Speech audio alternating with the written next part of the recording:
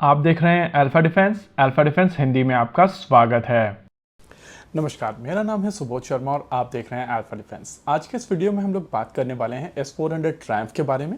ANI की तरफ से एक रिपोर्ट निकल कर आई है कि S400 ट्रायम्फ को लेकर भारतीय वायुसेना ने एक एक्सरसाइज की थी और इस एक्सरसाइज में 80% फाइटर जेट्स मारकर गिरा दिए गए थे। रिमेनिंग 20% फाइटर जेट बचकर नहीं गए थे, वो वापस चले गए थे क्योंकि उनके टीम लीडर्स ने यह रियलाइज किया था कि कोई भी फाइटर जेट यहाँ पर बच नहीं पा रहे हैं। बेसिकली यहाँ पर एक सिमुलेशन किया गया था जहाँ पर भारतीय वायुसेना के fighter jet enemy fighter jet बनकर सामने आए थे और उनके अगेंस्ट S400 ट्रायम्फ ने सिमुलेटेड मिसाइल सिस्टम्स मारी थी।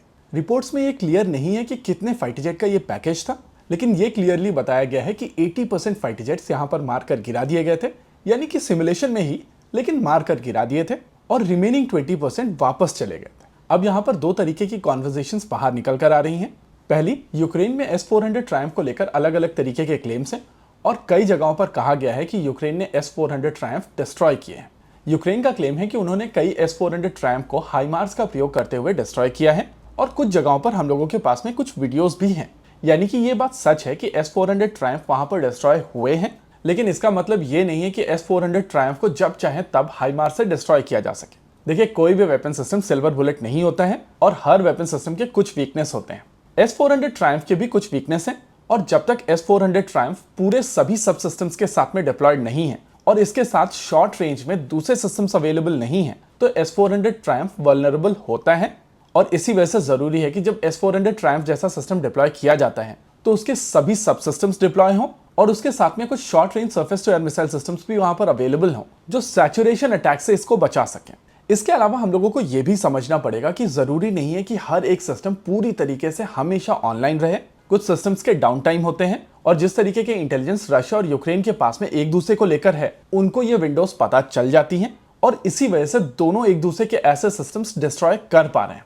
लेकिन अगर आप भारतीय वायुसेना की बात करेंगे तो भारतीय वायुसेना S400 ट्रायम्फ को अकेले डिप्लॉय नहीं करेगी और वहां पर बहुत सारे दूसरे सिस्टम्स भी अवेलेबल होंगे। शॉर्ट रेंज में आकाश, मीडियम रेंज में MRSAM और आने वाले समय में लॉन्गर रेंज में प्रोजेक्ट कुशा के तहत बनाए जाने वाला XRSAM। वैसे कल ही हम लोगों ने बात की थी कि S400 ट्रायम्फ को लेकर कुछ डेटा यूक्रेन ने लीक किया है और इस समय एनिमी को पता चल चुका है कि भारत के पास में कितने S400 ट्रायम्फ के रेडार्स हैं, कितने दूसरे सिस्टम्स हैं और उस हिसाब से एनिमी प्रिपेयर कर सकता है। लेकिन उस वीडियो के दौरान अनफॉर्चुनेटली मैं ये चीज बता नहीं पाया था कि ये डेटा लीक कैसे हुआ था। ऐसा नहीं था कि हम लोगों को ये चीज पता नहीं थी, हम लोगों को ऐसा लगा था कि ये इंपॉर्टेंट नहीं है, लेकिन जिस तरीके की कमेंट उस वीडियो में आई थी उसके बाद जरूरी हो जाता है कि हम लोग समझें कि ये डेटा कैसे लीक हुआ है। देखिए, रशिया में एक एजुकेशन इंस्टीट्यूशन के पास में ये डेटा था और वो लोग S400 ट्रायम्फ के मेकर्स के लिए सिमुलेटर बना रहे थे। भारत ने भी सिमुलेटर अक्वायर किए हैं और ये जो एक्सरसाइज की गई है वो इन्हीं सिमुलेटर्स का प्रयोग करते हुए की गई है। इस सिमुलेटर को बनाते समय उस एजुकेशन इंस्टीट्यूशन और कंपनी के बीच में कुछ डेटा एक्सचेंज हुआ है और ये डेटा एक्सचेंज ईमेल के तौर पर हुआ है। अनफॉर्चुनेटली यूक्रेनियन हैकर्स ने वो डेटा निकाल लिया है और वही डेटा पब्लिक कर दिया गया है। लेकिन जैसा कि कल के वीडियो में हम लोगों ने आपको बताया था कि नंबर्स जरूर पता है, लेकिन किस तरीके की फॉर्मेशन के साथ में भारतीय वायुसेना डिप्लॉयमेंट करेगी और किस तरीके के एसेट्स इसके साथ में और डिप्लॉयड होंगे, वो सारा डेटा अभी पब्लिक नहीं है और वो एम्बिगिटी हमेशा बनी रहेगी। यानी कि नुकसान जरूर हुआ है, लेकिन ये कह देना कि S400 ट्रायम्फ बेकार हो गया है या S400 ट्रायम्फ इफेक्टिव नहीं रह जाएगा, वो फारफेच्ड बातें हैं और इनको लेकर बहुत ज्यादा सोचने की जरूरत नहीं है। देखिए, इस समय भारतीय वायुसेना को 3 स्क्वाड्रन्स मिल चुकी हैं और आने वाले 2 सालों के अंदर रिमेनिंग 2 स्क्वाड्रन्स भी भारतीय वायुसेना को मिल जाएंगी। इंटरेस्टिंग चीज यह है कि जब यह एक्सरसाइज की गई थी तो एक स्क्वाड्रन का प्रयोग किया गया था और यहां पर ये जो एंगेजमेंट हुए हैं वो लंबी दूरी पर किए गए एंगेजमेंट्स हैं।